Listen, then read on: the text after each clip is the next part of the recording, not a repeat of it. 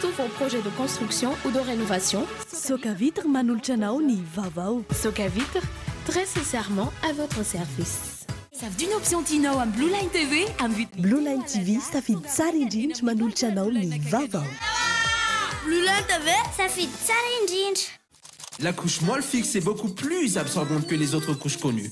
Couche molle fixe manolotra anao ny fampalalam-baovao. La 4G Batelma vous présente ny vaovao. Raha tianao hanaraka ny fivoaran'ny teknôlôjia hatrany ao an-tokantranonao ka mitady ny lafatra sy ny mora dia tongava mitsidika ny magasin Vista ampita ny Saint-Georges tsara lalàna. Magasin Vista manolotra anao ny fampalalam-baovao.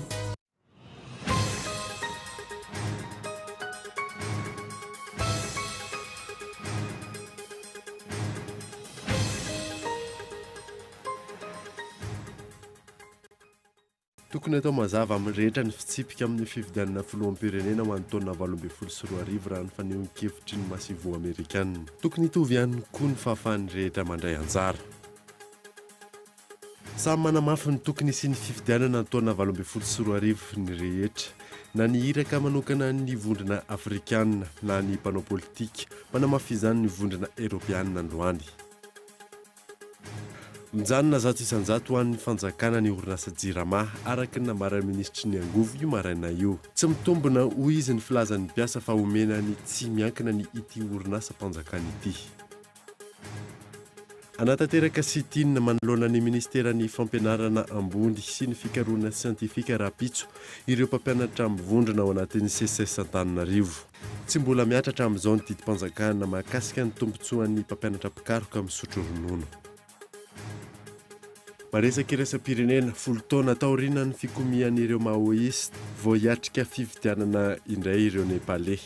Mizara roa ny fizotron' izany any Nepal.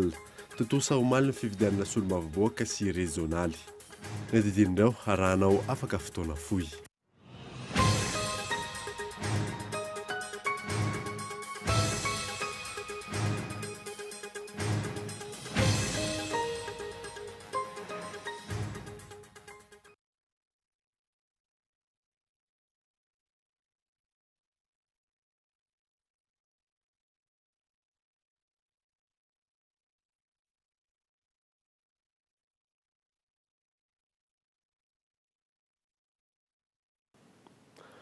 Miaraba tompoko lafinaritra tompoko vavy miaraba manokana ihany koa an'ireo mpanaraka ny vaovao-Ankolo TV any amin'ny faritra indrindra ireo manaraka izany amin'ny alalan'ny FM Toamasina DSTV Antsiranana ary TN TV Fianaratsoa.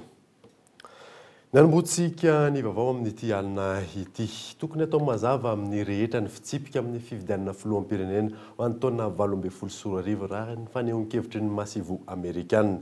Tokony hitovy ihany koa ny fahafahan'ny rehetra mandray anjara. Varadiny Bioramanitra. Tahaka ny vondrona afrikanina miandry ny fanatanterahana ny fifidianana filoham-pirenena amin'ny taona 2024 avy izao ihany koa ny masoivo amerikanina. Fifidianana mangarahara sy eken'ny rehetra no andraisan'izy ireo amin'izany. Isan'ny fepetra tongavana amin'izany ny fahafahan'ny rehetra mandray anjara, ny fampitoviana ireo kandida irotsaka hovidiana amin'ny lafin'ny rehetra. Mbola olana eto amintsika nefa io lafin'ny fampitoviana kandida io sy ny fampiasana fitaovam-panjakana mandritra ny fotoanan'ny fampelezan-kevitra. Miankina betsaka amin'ireo tompon'andraikitra isan'ambaratongany ny atongavana amin'izany fifidianana mangarahara izany.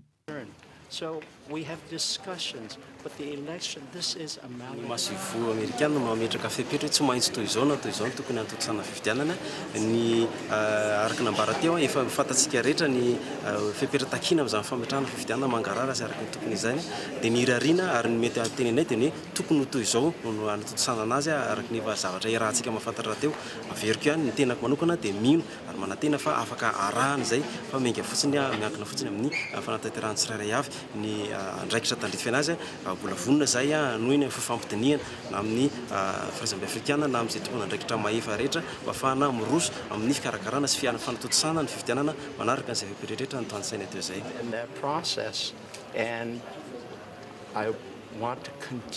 Isan'ireo tsy manaiky ny mety hanemorana ny fifidianana filoham-pirenena ho avy ny amerikanina, izany hoe ny taona 2024 avy izao no andrasan'izy ireo izay fanatanterahana ny fifidianana izay. Tsy mbola naneho hevitra kosa izy ireo ny amin'ny fikasan'ny fitondrana hikitika sy anova ny lalàna fototra. Samy manamafy ny tokony isiny ny fividianana taona 2024 rehetra na ny iraka manokana ny vondrana afrikana na ny mpanao politika mananamafy izany ihany koa ny vondrana europeanina tamin'ity androany ity. Miantarandriana evo. Taoriany fanambarana navoaka ny iraka manoka ny vondrona afrikana ny farany herinandro lasa teo mikasika ny fifidianana filoham-pirenena ny taona 2024 io. Nanamafy ihany koa ny vondrona europeanina androany fa tokony hisy ny fanantonana amin'ny mpiantsehatra rehetra amin'ny fikirakirana fifidianana. Toujours effectivement il faut renforcer le dialogue, le consensus et tena marina ilaina foana ny fanamafisana ny fisian'ny fifampiresahana. Ny marimaritra iraisana sy ny fifampitokisana amin'ny mpiantsehatra rehetra. Samy manaiky an'izany ngamba isika. Izahay koa dia mitovy hevitra amin'ny vondrona afrikana amin'izay fanambarana nataon'izy ireo izay. Cette déclaration faite par l'Union africaine dans le cadre de ce partenariat qu'on a. Tsy katratra ny fisiany tsy fifampitokisana amin'ny eo anivon'ny samy malagasy amin'izay fikirakirana fifidianana izay manoloana ireo fanohan-kevitra maro sy fanambarana samihafa. Midika ho fandrirarana ny fifidianana filoham-pirenena ny resaka fitsapahakevim-bahoaka hoy ny Mapara. Dia tadavina tao ohatran'izay ny fifidianana 2018 dia arirarira ny resaka hoe anao référendum mandray aloha, anao an'izao aloha, misy ara-mieritreritra koa hoe ndao indray aloha ny législative anao lefa aloha sy ny sisa tsotra fotsiny. Matoa ny parlement européenne ny teny hoe fifidianana araka ny tokony ho izy atao. Dia io ny Union africaine miteny manamafy hoe fifidianana ara-dalàna atao. Ifanarahany rehetra ozy ny passation ny président ny république vaovao voafidy amin'ny 2018 dia tsy maintsy amin'ny 25 janvier 2019. Atao mialohan'izay ny fifidianana makabahana tsara ataovy ara-dalàna ifanarahany rehetra. Na ny code électoral, ny processus électoral rehetrarehetra fifidianana madio, malalaka, mangarahara, tsisy lolona, tsy ampiteraka crise. Samy miandry ny fanatanterahana ny fifidianana filoham-pirenena amin'ny taona ho avy ny mpanaraka amin'ny fiainam-pirenena. Hatreto anefa tsy mbola mazava amin'ny mpiantsehatra rehetra ny lalàna momba fifidianana io, indrindra ny antoko politika sy ny firaisamonim-pirenena. Teny mahery ny afatra nampitany FFKM tamin'ny fanambarana nataon'ny komity foibe fa 7 ny 13 novambra teo. Fitakasilainga marivo tototra ny ainan'ny vahoaka malagasy. Tsy misy miaino ny fanairana ataon'ny FFKM ireo rafitinina nampitain'ny fanambarana. Lili Rabiata. Ny momba ny fiainam-piangonana, fiainam-pirenena, ny fandriampahalemana, filazam-baovao ary ny fitantanana ara-toekarena no teboka nitondran'ny FFKM fanamarihana tamin'ny alalan'ny fanambarana. Nanamafy ny FFKM fa ny tsy fanatanterahana ny fehi-kevitra tapaka nandritra ny fampihavana-pirenena mifototra amin'ny fihakaikeloko, ny fibebahana, ny fahamarinana, ny fihavanana no miteraka tsy fandriampahalemana, fahalovana, ny tsy fanarahana rafitra, ny tsy fahalavoririn'ny tontolon'ny fitsarana. Rakotra kolokolo ihany koa ny firenena iray manontolo raha ny fanambarana hatrany. Mihamafy ny fiatrenany asan-dahalo izay mampiasa fitaovam-piadiana avolenta mihoatra noho ny an'ny mpitandro filaminana. Ny vaovao ny atoko no mibahana amin'ny ainao manjerim-panjakana ary tsy mahazo afa-tsy vaovao tokana ny mpanara-baovao. Lasa tantely afa-drakotra ny firenena ary tompony mangatakatiny ny malagasy. Tsy mangarahara akoatr'izay ny fanarahana ara-barotra, iarahana amin'ny vahiny izay mamatotra ny firenena, manandevo ny taranaka amin'ny trosa, tsy mangarahara ihany koa ny fampiasana ny volam-panjakana ary mifangaro amin'ny asan'ny antoko. Mangataka ny mpitondra ny FFKM, iaino ny antson'ny fiangonana, anome vahaolana ary anome maridrefy amin'ny fanatanterahana azy. Miantso ny mpitondra ihany koa ny FFKM, anome lanja ny mpanabe sy ny teknisianina malagasy. Ny 20 ny volana novambra teo no nanaovana ny fanambarana, izay nisoniavon'ireo filoham-piangonana mpikambana 3 ao amin'ny FFKM. Kajikajy politika ataon'ny fitondrana ny fikasana ikitika ny lalam-panorenana eritaona alohan'ny fifidianana filoham-pirenena hoy ny mpandinika fialam-pirenena iray. Ny fanomanana ny fifidianana ho avy ny tokony ataon'ny mpitondra ho laharam-pahamehana hoy hatrany ny fanazavana. Tsy izany anefa ny zava-misy amin'izao fotoana izao. Mioramandry. Ny fanomanana fifidianana filoham-pirenena ho avy no tokony ho laharam-pahamehana amin'ny fitondram-panjakana amin'izao fotoana izao. Araka ny fanehoan-kevitry ny mpandinika fiainam-pirenena iray. Raha ny zava-misy aloha hatramin'izao, ny fanovana ny lalam-panorenana amin'izao fotoana izao no imasony ny mpitondra. Fanovana ny lalam-panorenana izay tafiditra ao anatin'ny paikady hijanonana maharitra eo amin'ny fitondrana. kajikajy politika ary mety amotika ny firenena ny fikasan'ny mpitondra anovana ikitika ny andininy vitsivitsy ao anatin'io lalàna fototra io. Dia tokony tsy ho zay zany zao zavatra misety fa ny fandaminana lalàna mpifidianana sy ny fepetra rehetra izay tokony mifanaraka amin'ny fifidianana. Izany hoe ny processus électoral zany ny tokony ho karakaratsika zany amin'izao fotoana izao sy homanina fa tsy any amin'izay intsony satria efa niainana teo ny hatriny efa taona dia tokony niomana tamin'izany izy tany amin'ny faharoa taona teo amin'ny fitondrana raha nova. Fa zao efa azo eritreretana hoe azo sokajiana fa misy kajikajy ambadika ilay izy raha zao vikitika an'io satria nampiasa an'io izy nahita tsy fetezany tany aloha dia tokony any amin'ny faharoa taona teo amin'ny fitondrana izy zanany 420 volana dia tokony nahita fa tsy mety ilay izy dia tokony tany izy nanova dia nanana roa taona zany no manana fifidianana zareo teo amin'ny fitondrana amiko zany ilay zany ho anontaniana tsy mety ny fikitianana lalam-pandriana amin'izao fotoana izao. Ho an'ny mpanara-baovao hita mibaribary ny fampelezan-kevitry ny antoko SVM amin'ny alalan'ireo hetsika mifangaro amin'ny asa fanao ny fanjakana toy izay natao tany Mahajanga ny farany herinandro teo.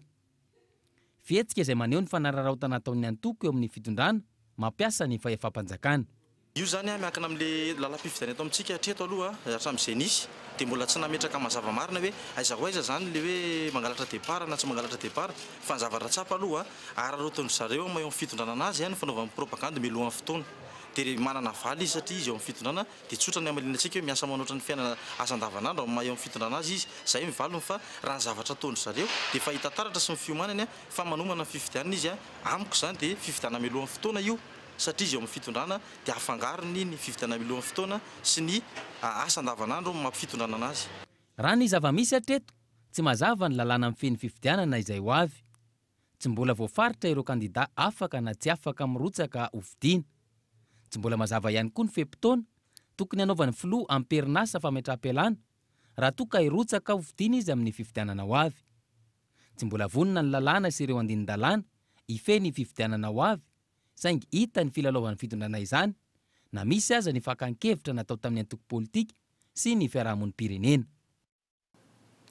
Mijanona zato isanjato ho an'ny fanjakana ny orinasa Jirama araka ny nambaran'ny ministry ny Angovo io maraina io. Tsy mitombona ho izy ny filazan'ny mpiasa fa omenany tsy miankina io orinasa mpanjakana io. Faladina miora mantratrana. Ny herinandro teo no lany teny anivony anteny Merandolona ny lalàna mikasika ny Angovo sy ny herinaratra eto Madagasikara.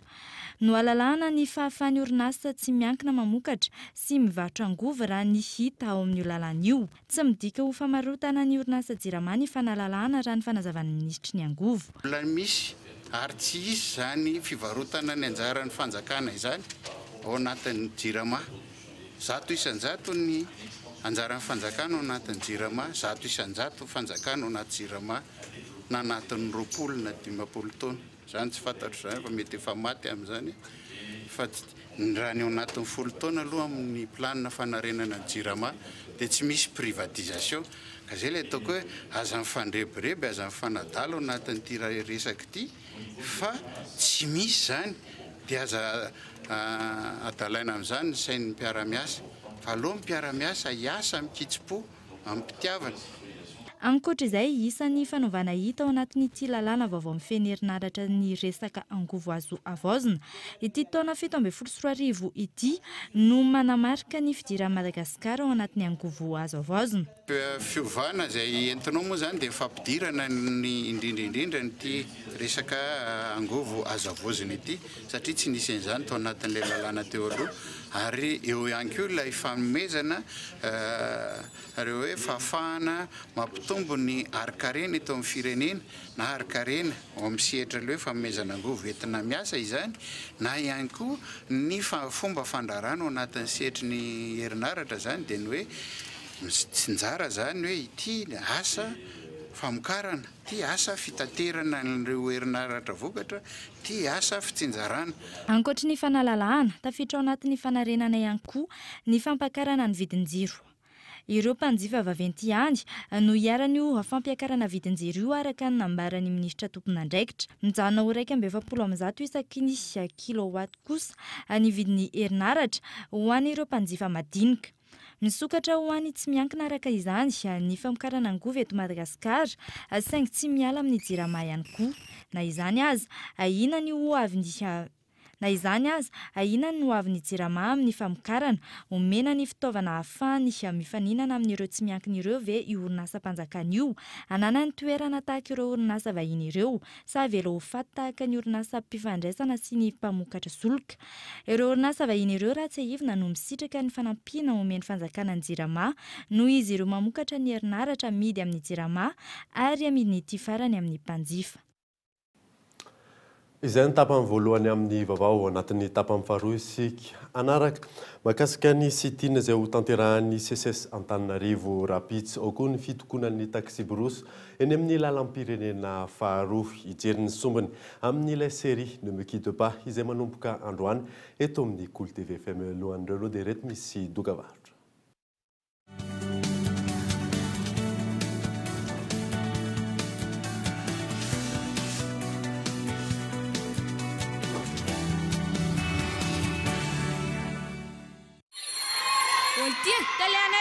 Misy dia sany me amin'ilay be foana. Nenao tonami. Manay manaraka telo na velation passion TV. Tsy menao mijery documentaire Tanany koa mijery foot. Télévision. Sans Blue Line TV daholo eny izany ny télé anareo trano e. Miaraka amin'ny bouquet magique ao amin'ny Blue Line TV, misafidiana option anankiroa izay tianao: documentaire, telenovelas, film, dessin animé na sport amin'ny vidiny 3 alariage. Blue Line TV, safidy tsara indrindra. Mesdames, messieurs, chers parents, voici Théo, le bébé qui consomme le plus de liquide au monde. Le monde entier parle de lui. La vraie question est de savoir, quelle couche peut absorber autant de liquide? Quelle couche Théo utilise-t-il? Mon fils Théo utilise bien sûr la couche de bébé la plus absorbante, la couche Molfix. La couche Molfix est beaucoup plus absorbante que les autres couches connues. Les bébés sont sous protection de jour comme de nuit, chaque jour de la semaine. Molfix. Maman. Briquet Bic. Comptez sur Bic. 3000 allumettes équivalent à 2 briquets sans marque ou à un seul briquet Bic Maxi. Briquet Bic. Comptez sur Bic. Faites le calcul. 3000 allumettes équivalent à 2 briquets sans marque ou à un seul briquet Bic Maxi.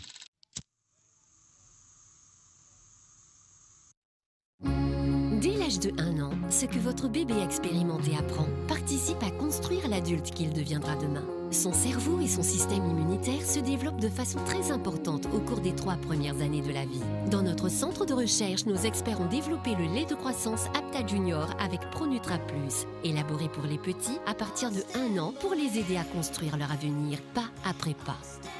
Le lait de croissance Apta Junior de Nutricia, aujourd'hui pour demain.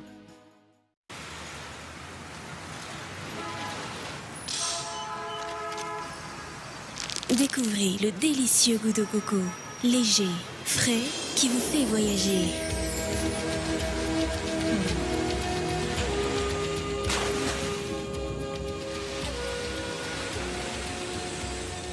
Bounty barre chocolatée, noix de coco, chocolat. Bounty, un goût de paradis. Être au top avec les nouvelles technologies, c'est choisir les meilleurs produits en informatique. Alors faites le bon choix chez Solitech. Revendeur agréé de la marque Netgear, Solitech est aussi un carrefour des grandes marques de constructeurs informatiques. Solitech vous propose une large gamme de consommables et matériels performants et originaux. Alors rendez-vous chez Solitech Antakaville ou appelez au 020 22 205 75. Solitech, votre solution en informatique. Safady kia tsy manina kia ina ny landry atsoty tia tsy misy zavatra mety amindry. Le Titan, le smartphone 4G avec son écran ultra résistant pour seulement 299 000 ariary. Lehibe tsy mety vaky tefanteny andria mety amindry io. Rendez-vous en Telma Shop. Telma, numéro 1 des vrais cadeaux.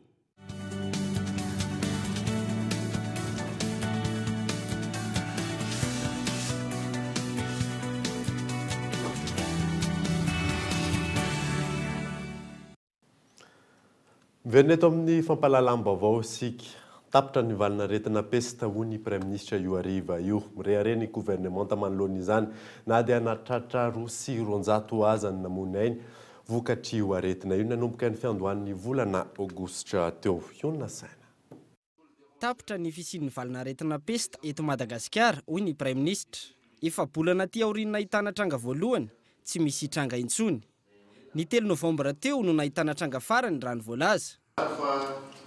Tapitra ny fisian'ny valinaretina pesta pneumonia urbaine eto Madagasikara raha tany amin'ny volana aogositra 2024 no nisy olo voalohany.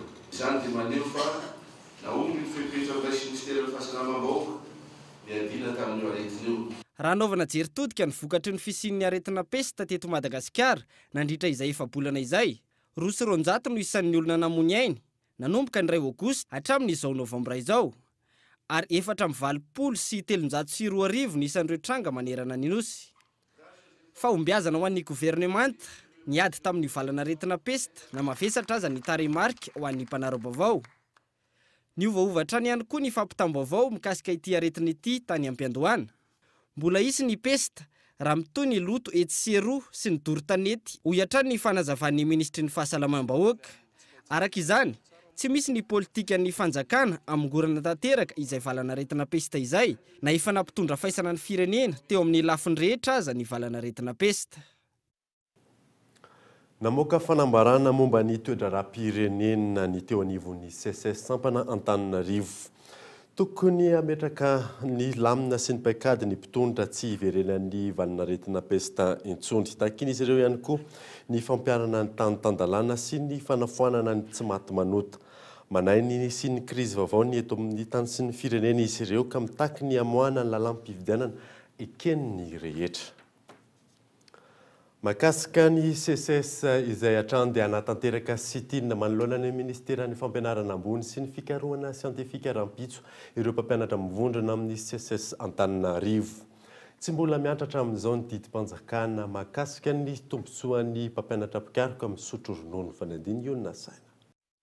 Mpampianatra mpikaroka sy mpikaroka mpampianatra tafiditra ao anatin'ny antsoina hoe retraité chercheur izay misy manodidina ny 100 mpikambana ao amin'ny CSS Antananarivo no tsy nisitraka ny tombontsony nanomboka ny taona 2020.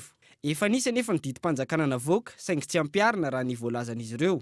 Ary araka ny fampiresahana fanarahana teny mahazo arivo ny volana septambra taona 2024 dia nanomboka ny volana janoary taona 2024 ny tokony andray an'ireo tambo-karama isam-bolana ireo namana retraité chercheur ireo kanefa mandraky ny androany elany andrasana ry zareo efa nampidiry ny fitondram-panjakana foibe any amin'ny compte-ny ministera daholy ny vola tokony andoavana an'ireo indemnité ireo fa saingy no ny antony izay tsy mazava aminay dia mitarazoka sy mihisatra be ny fikarakarana izay ataony ny tompony andraikitra dia lasa miteraka fahalanimpotoana. Anatanteraka sitinina manoloana ny ministera ny fampianarana ambony sy ny fikarohana siantifika araka izany ireto mpampianatra mivondrana amin'ny CSS Antananarivo ireto rahampitso. Etsika izay fanairana ihany raha ny fanazavana. Ny tanjona dia mba hanairana faran'izay haingana eo amin'ny fandraisana andraikitra ny tompony andraikitra eo anivon'ny ministera mba hamany olana io satria ohatra ny fampiandry andraso tsy fantatra hoe inona ny antony nefa ny olona efa miamarary miamaty ihany zany betsaka dia vokatr'izay hanaitra izahay raha ohatra moa ka miaino ny mpitondra fanjakana ka matafavoaka an'izay vahaolana dia araba soa araba tsara raha ohatra kosa moa ka hoe tsy miaino ry zareo dia ho hitantsika eo ny toyiny fa dia tsy maintsy ampanao azy indray zany dia ny azeny mandray fanapahan-kevitra. Iamafy ny etsika ary iafara amin'ny fampiatonany fampianarana toa ny tranga any amin'ny Universitény Toliara amin'izao fotoana izao hoy ny fanazavan'ny filohan'ny CSS Antananarivo. Raha tsy voavaingana araka izany ity olan'ny CSS ity ahina hiato indray ny fampianarana eny amin'ny ambaratonga ambony izay vao niverina nianatra tamin'ny herinandro lasa teo. Itokana ny alarobia ho avy izao ny mpitatitra taxi brosy mampiasa ny lalam-pirenena faharoa ny firongatry ny tsy fandriam-pahalemana amin'ny lalam-pirenena iny sy ny faratsiany lalana no anton'izany fanadiny miantarandriana. Iato, tsy asa ireo taxibrosy mampitoy any Antananarivo Tomasina ny alarobia avy izao. Fitokonana vokatry ny firongatriny tsy fandriampahalemana no anton'izay raha ny fanambaran'ny filohan'ny KMMSF androany. Mahatratratra amin'ny 20 isa ireo fiara tratran'izay fanafihan'izay nandritra ny ity fitondrany ity raha ny fanazavana trany. Tsy eken'izy ireo ihany koa ny famitsorana ireo mpanao asa ratsy tratram-bodiomby tamin'ny RN2 iny. Tsy misy fe-potoana ny fitsarany fitokonana. Raha tsy miverina ny amponja ampiarina amin'ireo olona zay na ataontsika hoe nomena LP reo tamin'ny fitsarana mivoaka tamin'ny talata ny sahaza andreolon'ireo dia tsy mitoy ny asa pitaterana manomboka alarobia tena ary amafisina zany tsy misy fe-potoana tsy fitohizany asa manomboka alarobia ary eto dia mbola mametraka koa ny asa traminy. Fa raha ohatra ka mbola tsisy valite sy zavatra jerena mahakasika an'io itoy eo amin'ny RN7 rehetrarehetra ny taxibrosy na RN4 na RN6 na RN7 ary indrindra koa fa ny régional zay mitambatra rehetra na ny taxiville ary. Mampirongatry tsy fandriampahalemana io ihany koa ny faratsy ny lalana tsy mifanaraka amin'ny asa vita ho izy ireo ny ampaham-bola omeny ireo mpitatitra entana sy taxibrosy anampiana amin'ny fanamboaran-dalana. Olana dia ty ny atao hoe faute de traité routier ikojakojana ny lalana fanjakana nanapaka anio faute de traité routier fa tsy zay tena izao alaina azondreo volanay ina tsy anamboarandreo lalana problème zany mba mangataka zay anamboaran'ny lalana faharoa io pont bascule zay aorina mbo malaza mbola misy mbola tantara hafa koa mbola iforona io manontany andreo tompony ndraikitra voaloha zay anaovana lalana vola azo amreo tamatavy vola tsy tokony tsy forona ny azo amin'ny atsarako fafa volandreo aiza ny entretien zay tsy miteny ohatrina ny laninareo fa miteny zay ataovy ny lalana ampinay camionnaire zay. Manoloan'izany manambana ny tokona ihany koa ny fiarabe mpitatitra entana raha toka tsy misy ny fepetra raisin'ny fitondram-panjakana. Ile anao mandeha amin'ny lalan-dratsy iny ny daly mianky aoriana very ny entan'olona firy ny chauffeur migadra firy ny tompona camion migadra amin'ny fahaverezana entana amin'ny sécurité ka manao atsoavy zahay ho anareo mpitondra fanjakanam-body tompona ndraikitra voalohany amin'ny fanamboarana ny lalana ny gendarmerie ekena efa manao ny asany dia aloha samy indray mitandrifo azy fa izay raha miasa eto amin'ny tany sy fanjakana tsy miasa fa tanytany fa rehefa tianareo koa nijanonana iaraka amin'ireo olona taxibrosy manao ny azy fa zay anampy andreo. Vahaolana maharitra no takin'izy ireo raha ny zava-misy tamin'ireo fanafiana samihafa ny mpitatitra trany no mibaby ny vokany amin'ny fanonerana ny fitsaboana ny mpandeha sy ny fanoloana ny entana very ary ny fahasimban'ny fiara ankoatra ny faratrana mahazo azy ireo. Ne me quitte pas, izay ny telenovela mexicaine arahinao eto amin'ny Cool TV manomboka androany amin'ny 7 latsaka fahefany aorianan'ny fampalalam-baovao amin'ny teny malagasy ahitana fizarana mahery ny ronjato ny tantaram-pitiavan'ny Paulina sy Adriane. Fanadina. Ao anatin'ny fikasana nomezana fahafapo an'ireo mpijery hatrany no antony andefasan'ny Cool TV ny tantara mitovy vaovao na telenovela mexicaine arahinao manomboka androany amin'ny 7 latsaka fefany. Tantaram-pitiavan'ny Paulina sy Adriane no arahinao anatin'ny fizarana mihoatra ny ronjato ary maharitra eo amin'ny 9 minitra eto amin'ny Cool TV.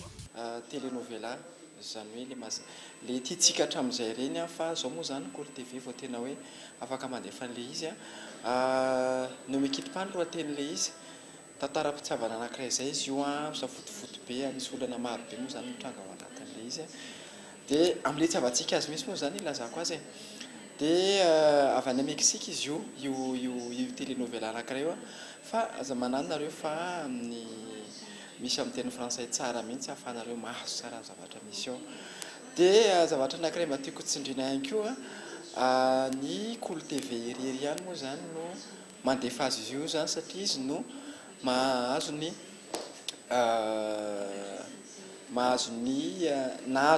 fahazon-dalana na hoe droit de diffusion fahazon-dalana mandefa an'io feuilleton anankiray io. Ao aorianan'ny fampalalam-baovao iarahanao amin'ny mpanao gazety izany no fotoana ahafahanao manaraka izany tantara mitohy mexicaine izany averina aminao amin'ny 12 sy fahefany ny famerenana ny telenovela mexicaine Ne me quitte pas eto amin'ny Cool TV. S'il te plaît, je ne veux pas qu'Adriane remette les pieds dans cette maison. Deux amoureux dont les familles seront le principal obstacle à leur bonheur. Je comprends, maman, mais je ne veux pas me séparer d'Adrian. Paulina va devoir s'opposer à son père. Et Adrian va souffrir à cause de l'obsession de sa sœur Julieta. Adrian, je suis contente que tu te sois rendu compte que ma petite sœur n'est pas une sainte. Ne bouge pas. Sois gentil ou je vais encore te frapper. Je vais te protéger. Maria narak'izany fa amin'ny 6 sy fefanoana rahanao ny fampalalam-baovao amin'ny teny frantsay aorianan'ny telenovela meksikana iny.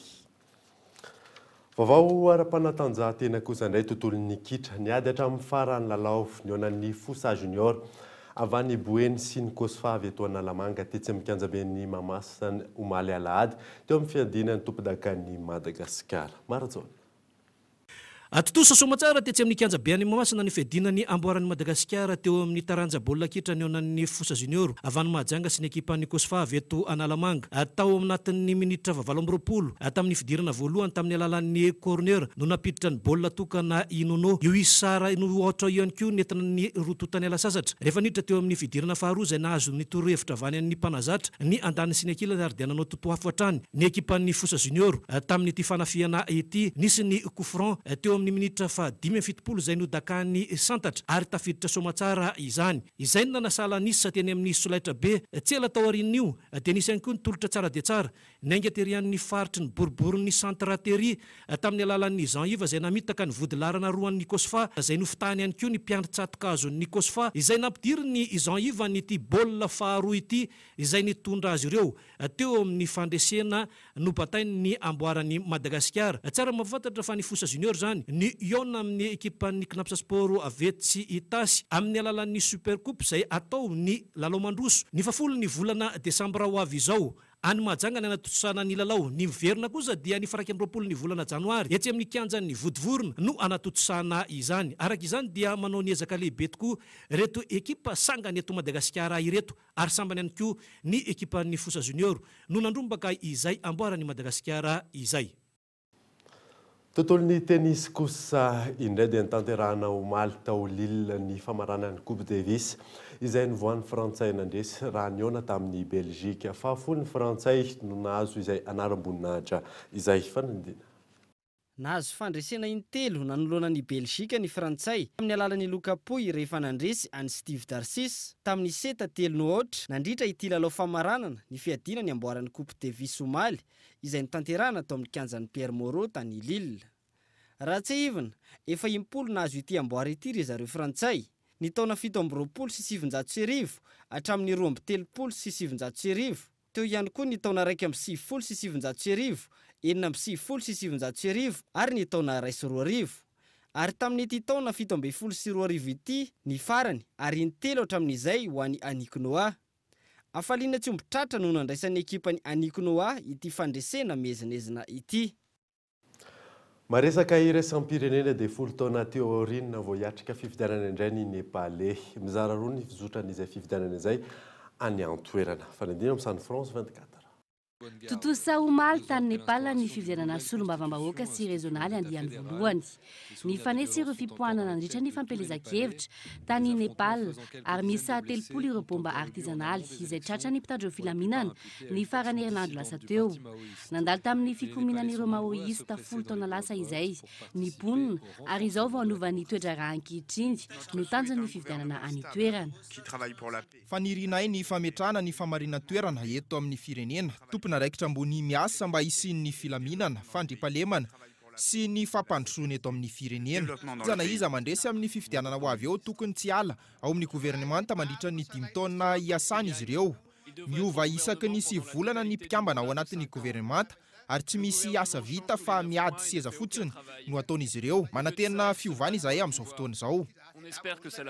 Ny anatao anatin'ny fahantrana sy tsy famarina toerana ny firenena Nepalais nandritra ny 10 taona mahery. Anisan'ireo firenena mahantra maneran-tany i Nepal ary tsy niatrika fifidianana tao anatin'ny 10 taona izao. Manodidina ny 20 tapitrisa ireo Nepalais no miaina ao anatin'ny fatra ambany indrindra izay manodidina ny iray faingo 10 euro isan'andro. Amin'ny 7 Desambra ho avy izao ny faritra atsimo vao andatsabato raha ny fandaminana napetraka manoloana izany. alohan'ny isarana dia averina aminao ireo vaovao songadina amin'ny ity alina ity. Tokony atao mazava amin'ny rehetra ny fitsipika amin'ny fifidianana filoham-pirenena ho an'ny taona 2024 raha ny fanehoan-kevitry ny Masivo Amerikanina. Samy manamafy ny tokony sy ny fifidianana ny taona 2024 ny rehetra na ny iraka manokana ny vondrona Afrikanina na ny palao politika na namafy izany ny vondrona Europeanina androany. Anaratanteraka sy tiana manoloana ny Ministeran'ny Fampianarana ambony sy ny fikarohana siantifika rapitso ireo mpampianatra mivondrona ao amin'ny CSS Antananarivo. Dia izay mamanana vaovao tamin'ity alina ity hankasitrahana ianao nanaraka izany soavamandry dia avelo amin'ny fodalo tompoko.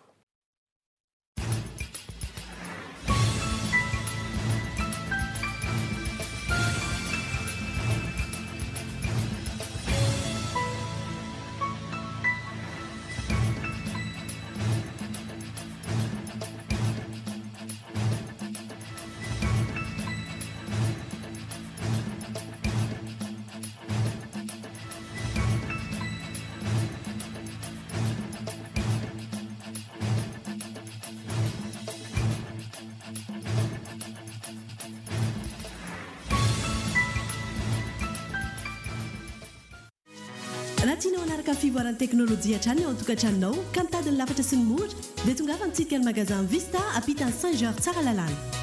Na raha inao teo ny vaovao niaraka tamin'ny magasin Vista. La 4G by Telma vous a présenté Ny vaovao. La couche molle fixe est beaucoup plus absorbante que les autres couches connues. Na raha inao teo ny fampalalam-baovao niaraka tamin'ny couche molle fixe. Savent d'une option Tino à Blue Line TV à but. Ny vaovao dia niarahanao tamin'ny Blue Line TV safidy tsara indrindra. Blue Line TV safidy tsara indrindra. Pour tous vos projets de construction ou de rénovation. Na raha inao teo ny fampalalam-baovao niaraka tamin'ny Soka Vitre. Soka Vitre, très sincèrement à votre service.